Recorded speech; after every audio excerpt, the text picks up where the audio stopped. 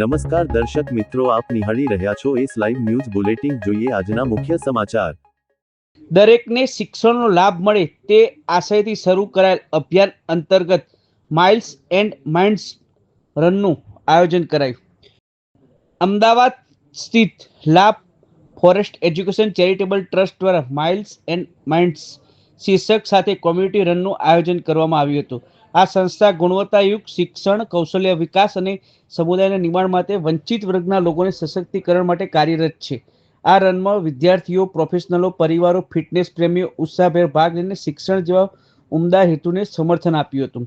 આ કાર્યક્રમમાં 2 kilometre, 5 kilometre, 10 કિલોમીટરની દોડની કેટેગરી રાખવામાં આવી હતી, જેથી દરેક ઉંમરની ફિટનેસના સ્તરના લોકોને ભાગ લઈ શકે। આ પહેલની વિશેષતા એ રહી હતી કે કાર્યક્રમમાં મળનારી 100% રકમ જરૂરિયાતમંદ બાળકોને શૈક્ષણિક સ્ટેશનરી કિટ્સ, અભ્યાસ માટેની જરૂરી સામગ્રી ઉપલબ્ધ કરાવવામાં આવશે।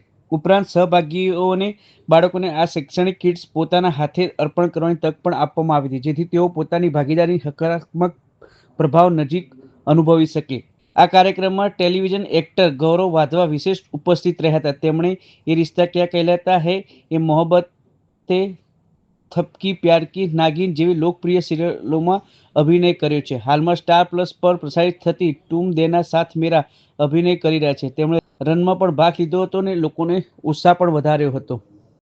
मैं यही मैसेज देना चाहूँगा कि जिस तादाद में लोग वहाँ आए थे वो देख के मुझे बहुत अच्छा लगा। जैसा कि आप लोगों ने पहले भी इंटरव्यू में सुना, मुझे सबसे अच्छा ये लगा कि वहाँ पूरी फैमिलीज़ भाग रही थी। मतलब हस्बैंड, वाइफ और उनका बच्चा भाग रहा था साथ में। सुबह सुबह 5:30 बजे वो लोग यहाँ आए हैं और सबसे अच्छी बात जो थी वो एक कॉज के लिए आए हैं कि ठीक है, फ़न एक्टिविटी तो हो ही जाती है। आई थिंक फिटनेस सबकी लाइफस्टाइल का पार्ट अब बनता ही जा रहा है, लेकिन फिटनेस के साथ साथ अगर उससे किसी का फ़ायदा हो सकता है, हम किसी बच्चों तक, ज़रूरतमंद तक कोई अच्छी चीज़ें पहुँचा सकते, तो उससे अच्छा कुछ और हो नहीं सकता। तो मुझे बहुत अच्छा लगा। आई थिंक ऐसे और इवेंट्स होने चाहिए, क्योंकि मैं जेन्युइनली बता रहा हूँ, मैं इतनी ज़्यादा लोग एक्सपेक्ट नहीं कर रहा था, लेकिन वहाँ पे बहुत ज़्यादा लोग थे और बहुत मोटिवेटेड थे, बहुत उत्साह के साथ आए थे, तो बहुत मज़ा आया मुझे। नाम राशि वर्मा है, मैं लाफोरे एजुकेशन चैरिटेबल ट्रस्ट को हेड करती हूँ।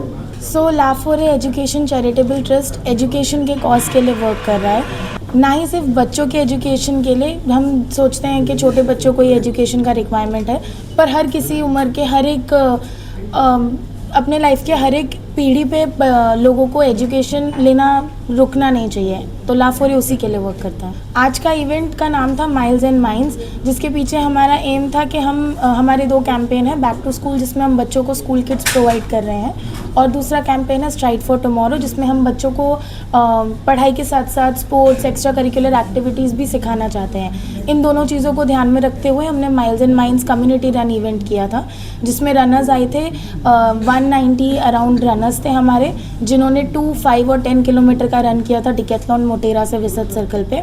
और उनके रजिस्ट्रेशन का जो अमाउंट जो भी उन्होंने पे किया और जो भी उनको स्कूल किट मिले, वो स्कूल किट्स वो डोनेट करेंगे बच्चों को, और वो अमाउंट सारा इन्हीं बच्चों की पढ़ाई के लिए जाएगा। લાભ ફોરેસ્ટ એજ્યુકેશન ચેરિટેબલ ટ્રસ્ટના ટ્રસ્ટી વિભાગ ગોહિલે જણાવ્યું હતું કે અમારો હેતુ એવા લોકો સુધી તકોને પહોંચાડવાનો છે કે જેમનામાં ક્ષમતા તો ઘણી છે પરંતુ તક ઓછી છે। આ માત્ર એક ફંડ એકત્ર કરવાનો કાર્યક્રમ નથી, પરંતુ શિક્ષણ અને સામાજિક સહયોગ દ્વારા સમાજમાં સકારાત્મક પરિવર્તન લાવવાના અમારા પ્રયાસોની શરૂઆત છે। ઇવેન્ટના ડિરેક્ટર અને એનજીઓ હેડ રાશિ વર્માએ જણાવ્યું કે માઇલ્સ એન્ડ માઇન્ડ્સ શિક્ષણ માત્ર પુસ્તકો પૂરતું મર્યાદિત ન રાખવાના અમારા વિઝનને પ્રતિબિંબિત છે। કલા અને રમતગમત સહ અભ્યાસમક પ્રવૃત્તિઓ પર આત્મવિશ્વાસપૂર્ણ સક્ષમ વ્યક્તિઓ ઘડતર એટલી જ મહત્વની છે। આ પહેલ દ્વારા અમે આવી તકોને દરેક બાળકો સુધી પહોંચવા માંગીએ છીએ। તો મિત્રો, આ અત્યાર સુધીના મુખ્ય સમાચારો। સમાચારની ખાસ ગતિવિધિ માટે આપ નિહાળતા રહેજો એસ લાઈવ ન્યૂઝ બુલેટિન। નમસ્કાર।